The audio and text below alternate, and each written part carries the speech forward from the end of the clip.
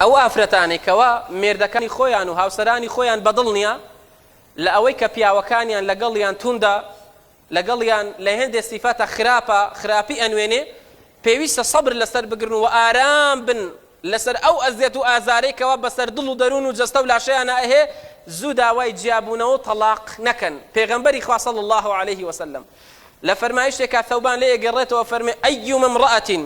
سألت زوجها الطلاق في غير ما بأس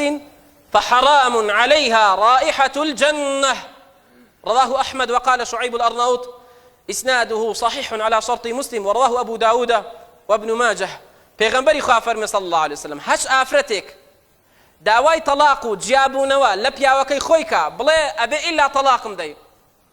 ئەبێ ئیلا دەستم لێ بەردەی من لێ جیابمەوە من تۆم ناوێ بەبێ ئەوەی هیچ هۆکارێک و کێشەیەکە بێ نە پیاوەکەی با بڵێن تاریک و سەڵاتە نوێژ نەکەرە و نە ڕۆژ و نەگرە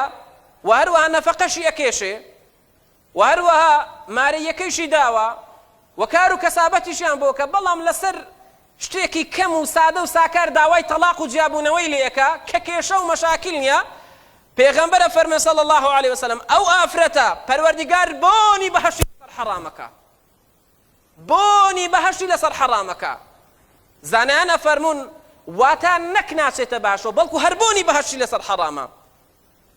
هێندێکی تر دەڵێن چۆن بۆنی بەهەشت ئەوەندە ساڵێ ئەڕۆ لە مەیدانی مەحشەرا بۆنی بەهەشت ناکە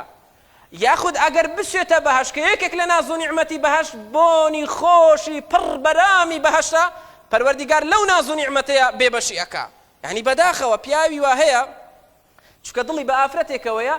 ڕێک خێزانەکەی خۆی بێ هۆکار تەلاق ئەدا ئەوە گوناح و تاوانە ئەویش ئەو حکمەی بۆ هەیە. یان ئافرەتێکە لە ڕێگای تۆڕە کۆمەڵایەتەکانەوە دەستی لەگەڵ پیاوێکی تر تێکەڵاو کردووە